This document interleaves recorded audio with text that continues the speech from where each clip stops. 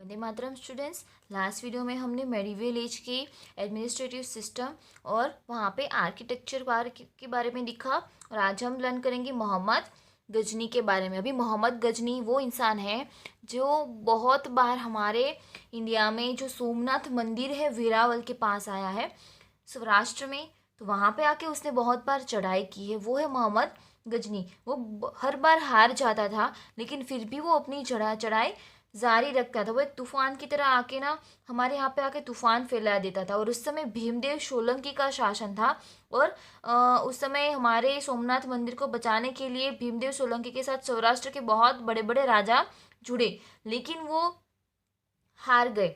मतलब यहाँ पे मोहम्मद गजनी जो है उन्होंने कैसे चढ़ाई की वेरावल सोमनाथ पे और किस तरीके से उसको हासिल किया उसके बारे में लर्न करना है। Throughout the Rajput age is well known is for its valor and sacrifice. It also showed the construction of many beautiful and imposing buildings. Many foreign invaders invaded India during this period.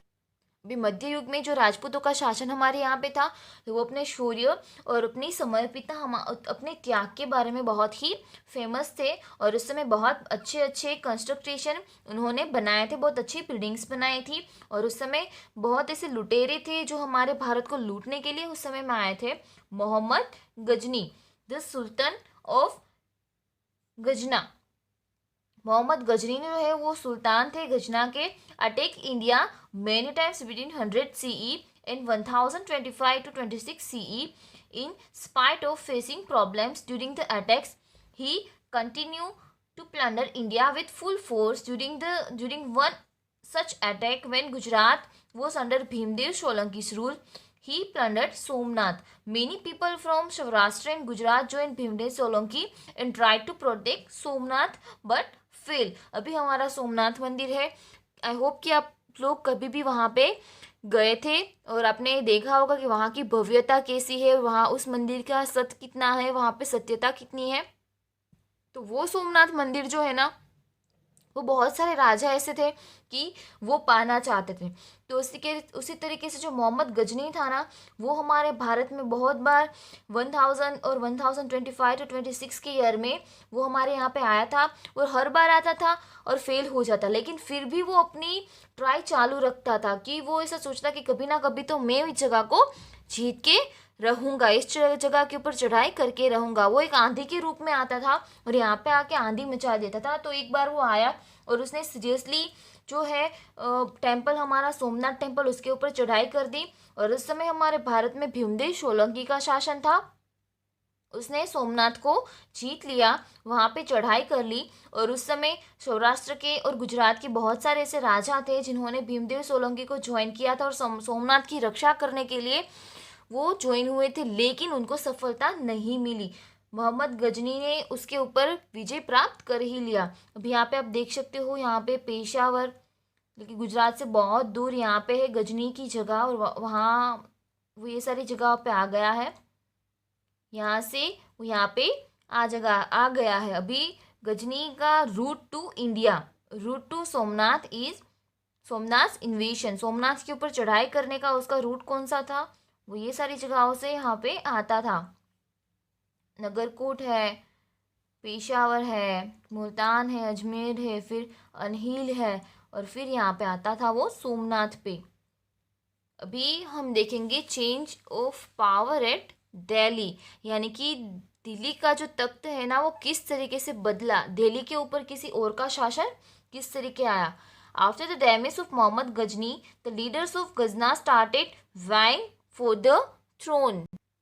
अभी जब मोहम्मद गजनी का अवसान हुआ उसके बाद उनके जो साम्राज्य के जो राजा थे ना, कुछ छोटे छोटे सुल्तान थे, उन्होंने अपनी सत्ता वहाँ पे स्थापने के लिए बहुत ही ट्राई की, बहुत ही डिस्प्यूट्स किए। However the Rajput kings did not take advantage of this weakness. अभी ये गजनी की वीकनेस थी और वो जो सुल्तान थे उनकी वीकनेस थी, लेकिन हमारे राजपूत राजाओं ने उनका फायदा नहीं उठाया। Meanwhile Shahabuddin Ghori established his strong rule in Ghazna and decided to attack in India. His intention was not to loot but establish his rule here. अभी उस समय जो शहाबुद्दीन गोरी थे, उन्होंने गजनवी अपना शासन, अपना मजबूत शासन स्थापा और उन्होंने भारत के ऊपर हमला किया। अभी उनका इंटेंशन यहाँ पे आके लूट करने का नहीं था, लेकिन भारत में शासन करने का था।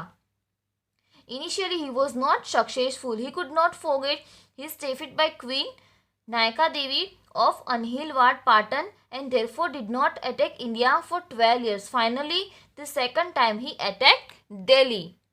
अभी उसने भारत के ऊपर अटैक तो कर दिया, लेकिन वो भारत को जीत नहीं पाया और उसकी हार हुई थी। लेकिन किसके सामने हुई थी? एक रानी के हाथों उसकी हार हुई थी, जिनका नाम था नायका देवी, जो कि अनहिलवाड़ पाटन की रानी थी। अभी इस हार को वो भुला नहीं सका था, इसलिए उन्होंने 12 साल तक भारत के ऊपर शासन नहीं किया था। दूसरी बार उन्होंने अटैक किया, लेकिन कहाँ पे किया?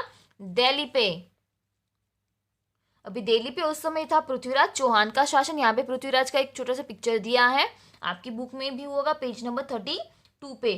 Prithviraj fought bravely but without any prior preparation और help from other Rajput kings. अभी पृथ्वीराज ने बहुत बहादुरी पूर्वक जो शहाबुद्दीन घोरी थे ना, उसके साथ फाइट की, लेकिन उसके पास कोई प्रायर प्रिपरेशन नहीं थी, उसने कोई भी प्रिपरेशन नहीं की, क्योंकि दिल्ली पे जो शहाबुद्दीन घोरी है ना, उन्होंने अचानक से हमला किया था और साथ ही साथ किसी दूसरे राजपूत राजाओं का साथ उनको नहीं मिला था। With his defeat the Rajput rule came to end in Delhi. अभी उस समय क्या हुआ कि पृथ्वीराज हार गया, पृथ्वीराज चौहान जो है वो हार गए और यहाँ पे राजपूत शासन का अंत आया। As a result Shahabuddin establish his rule there and extend his kingdom. और उन्होंने शहाबुद्दीन गोरी जो थे, उन्होंने दिल्ली में अपना शासन स्थापा और अपना साम्राज्य बढ़ाते गए। After Shahabuddin his slave, who was also his commander, Qutbuddin Aibak, ascended the throne. He was known as the founder of the slave dynasty. अभी शहाबुद्दीन गोरी जो थे वो उन्होंने यहाँ पे शासन किया। उसके बाद उनका जो एक गुलाम था, एक गुलाम सरदार था, जिसका नाम था कुतुबुद्दीन ऐबक, उन्होंने यहाँ की तख्त संभाली, यहाँ की गद्दी संभाली और वो गुलाम वंश के फाउंडर यानी कि गुलाम वंश के स्थापित के नाम से भी जाने जाते हैं। With this Rajput rule came to end in Delhi there was a change in the administration and society. अभी राजपूत वंश का जहाँ पे शासन का अंत आया था दिल्ली में, तो उस समय समाज में और उनकी शासन व्यवस्था में बहुत सारे चेंजेस आए थे। तो किस तरीके के चेंजेस आ सकते हैं? तो हमने राजपूत एज के जो मैन एंड वीमेन थे उनके बारे में एक चैप्टर में हमने लर्न किया था कि उनकी क्या क्या खासियत थी, कि जो कोई भी उनकी शरण में आता है उनकी हमेशा रक्षा करनी है सत्य के लिए, और सत्य के साथ हमेशा सत्य को पाने के लिए हमेशा लड़ना चाहिए और हमेशा एक दूसरे के लिए बलिदान करना चाहिए, शौर्य के साथ जीना चाहिए। अपनी मातृभूमि के लिए कभी भी जान गंवा देनी पड़े तो वो अपने आप को प्राउड फील करते थे। ऐसे थे राजपूत शासक, राजपूत की पुरुष और स्त्रियां सारे। और अभी उस समय पे किसी अदर पर्सन का शासन आ जाता है, स्पेशली किसी मोमेडियन का शासन आ जाता है वहाँ पे, तो वहाँ पे बहुत प्रॉब्लम्स हो जाती है, क्योंकि रिलीजियस प्रॉब्लम होती है कि भी ये धर्म को फॉलो नहीं करना है, ये फॉलो करना है, साथ ही खान पान में, उसके बाद उनके बिहेवियर्स में, पूरी जो लोगों की लाइफस्टाइल होती है, क्योंकि राजा चेंज होता है, प्रजा चेंज नहीं होती है। राजा तो वही का, प्रजा तो वही की वही रहेगी ना, सिर्फ वहाँ पे शासन करने वाला आएगा, तो उनके पूरे शासन करने का तरीका बदल जाता है। उस समय ऐसा था, जैसा राजा ऑर्डर देता है ना, उस तरीके से ही प्रजा को रहना होता है।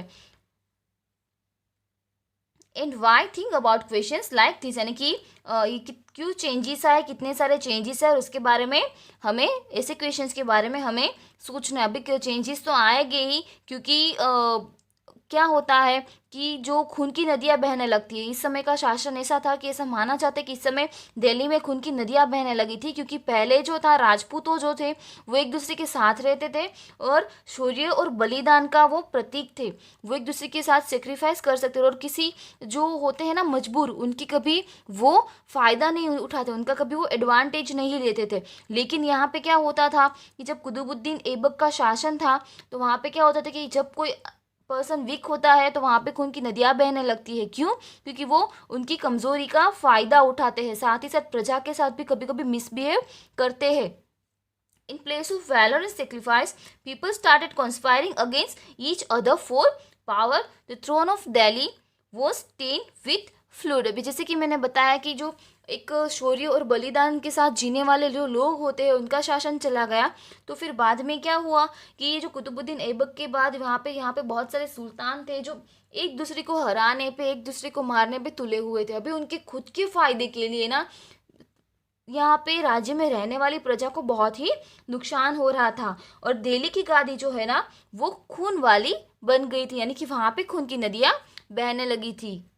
अभी यहाँ पे हमें एक्टिविटी दी है, make a album of the pictures of architecture splendours of India, यानी कि हमारे इंडिया में जो शिल्प स्थापत्य है ना, भारत में आए हुए सारे शिल्प स्थापत्यों के पिक्चर्स कलेक्ट करना है और उसका एक एल्बम बनाना है। अभी आपके पास अवेलेबल हो तो आपको उसे देखना है, उसके बारे में इंफॉर्मेशन कलेक्ट करनी है।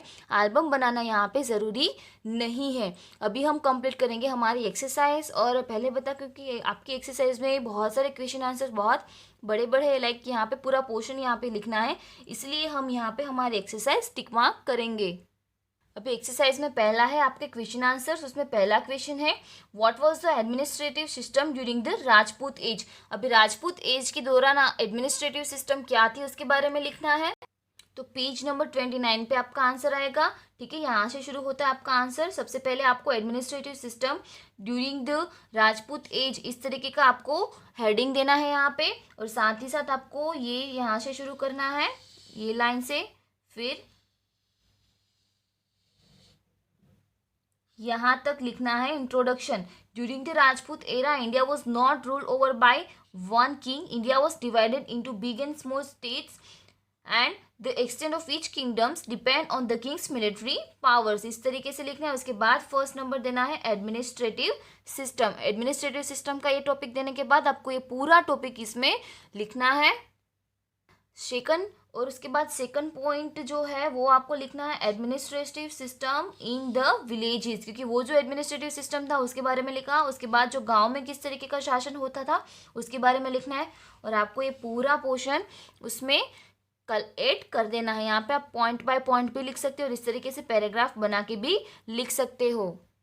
अभी यहाँ पे आपका जो दूसरा क्वेश्चन है वो है what was the development in the field of art and literature in the medieval age. अभी आर्ट और लिटरेचर का मध्य युग में क्या क्या क्या क्या जगह थी उसके बारे में आपको लिखना है।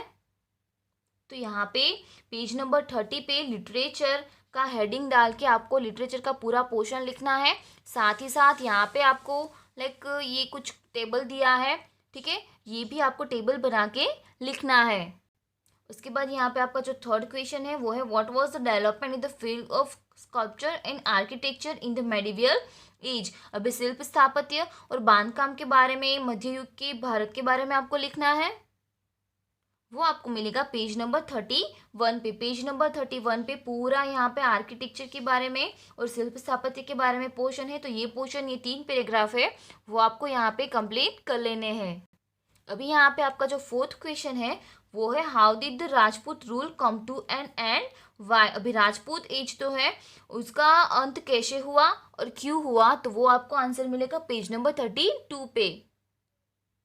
तो उसका आंसर बहुत छोटा है। यहाँ पे आंसर का पोर्शन में आपको लिखना है Prithviraj fought bravely but without any prior preparation or help from the other Rajput kings with his defeat the Rajput rule come to an end in Delhi। ठीक है, ये है आपका क्वेश्चन 4 का आंसर, वो बहुत ही छोटा है। यहाँ पे आपका क्वेश्चन 5 है वो was the first sultan of the slave dynasties to rule Delhi. अभी जो गुलाम वंश है उसका दिल्ली पे उसका शासन आया था गुलाम वंश का, तो उसका जो फर्स्ट पहला सुल्तान कौन था, वो तो उसका पहला जो सुल्तान था वो था कुतुबुद्दीन ऐबक। तो आप किस तरीके से आंसर लिखोगे, तो जो आपका फोर्थ का आंसर है ना उसके नीचे ही आपके फिफ्थ क्वेश्चन का आंसर है। आप 2 तरीके से इसका आंसर लिख सकते हो। पहला तो आपको बुक में दिया है, इस तरीके से लिख सकते हो that Qutbuddin Aibak ascended the throne and he was known as the founder of the slave dynasty। दूसरा आप लिख सकते हो Qutbuddin Aibak was the first sultan of the slave dynasty to rule Delhi. Okay, यहाँ पे आपका क्वेश्चन आंसर्स का पोर्शन फिनिश होता है, लेकिन OMG ये तो बड़े बहुत क्वेश्चंस है, बहुत लॉन्ग क्वेश्चन आंसर्स है, तो डोंट वरी, आपको ये सारे क्वेश्चन आंसर कंप्लीट करने हैं। यहाँ पे इतने बड़े क्वेश्चन आंसर इसलिए दिए हैं क्योंकि इसमें हिस्ट्री का पोर्शन है, और हिस्ट्री के पोर्शन में क्वेश्चन आंसर्स ऑलवेज ज़्यादा होते हैं, क्योंकि आप लिखते हो पढ़ते हो तो इसके साथ ही आपको पूरी हिस्ट्री याद रहेगी, क्योंकि ऐसे तो आप शौक से कभी लिखोगे नहीं, अभी तो लिखना पड़ेगा, क्योंकि it is a part of your exercise. भी यहाँ पे हमारा सेकंड क्वेश्चन है, choose the correct option and answer the following question. तो आपको इसी तरह से यहाँ पे ये पोर्शन फिनिश कर देना है। ओके, वो appointed Kumarpal is the king. अभी कुमारपाल को राजा किसने अपॉइंट किया था, तो आंसर आएगा council of ministers. Which grammar book was written by Jain Acharya Hemchandracharya. अभी जैन आचार्य हेमचंद्राचार्य ने कौन सी ग्रामर बुक लिखी थी, तो आंसर आएगा सिद्धहेम शब्दानु शासन। अभी तीसरा है, where is the Khajuraho temple situated. Khajuraho temple Bharat में कहाँ पे है, तो वो आया है मध्य प्रदेश में। वो was the first sultan of Delhi of slave dynasties, तो आंसर आएगा कुतुबुद्दीन ऐबक। अभी नीचे थिंग्स टू नो का पोर्शन दिया है, उसमें लिखा है gods, apsaras, dancers, soldiers, birds and animals, flowers and vines, landscapes and geometrical designs फिर एनग्रेव ऑन द मॉन्यूमेंट्स। अभी शिल्प स्थापत जो होते हैं ना, उसके कुछ ना कुछ एकदम बारीकी से शिल्प काम करते थे। तो भगवान की कुछ मूर्ति, उसके बाद अप्सरा, डांसर, उसके बाद सैनिक है, जो पुराने ज़माने के सैनिक होते हैं ना वो, उसके बाद है बर्ड्स एंड एनिमल्स, फ्लावर और वेनी, उसके बाद जो लैंडस्केप होते हैं यानी कि कुछ भौमितिक आकृतियाँ होती है, जियोमेट्रिकल डिज़ाइन सारी होती है। तो ये सारी चीज़ें होती है ना, वो जो पत्थर या तो फिर कुछ शिल्प होता है ना, कुछ डिजाइन्स होती है उसके ऊपर उसको बारीकी से उसको बनाते थे। The temples of Gujarat in Girnar, Shankheshwar, Shatrunjay, Ambaji, Dwarka, Shamlaji etcetera are unique examples of artistic construction. हम यानी कि हमारे गुजरात में गिरनार है, शंखेश्वर है, शत्रुंजय, अंबाजी, द्वारका, शामला जी, ये सारे जो मंदिर है ना वो अपने अनोखे स्थापत्य कला के लिए बहुत ही फेमस है। तो यहाँ पे ये चैप्टर फिनिश होता है, आपको कंप्लीट करना है, सब कुछ याद रखना है, और साथ ही साथ एक्सरसाइज भी अच्छे से फिनिश कर लेनी है। ओके, वंदे मातरम।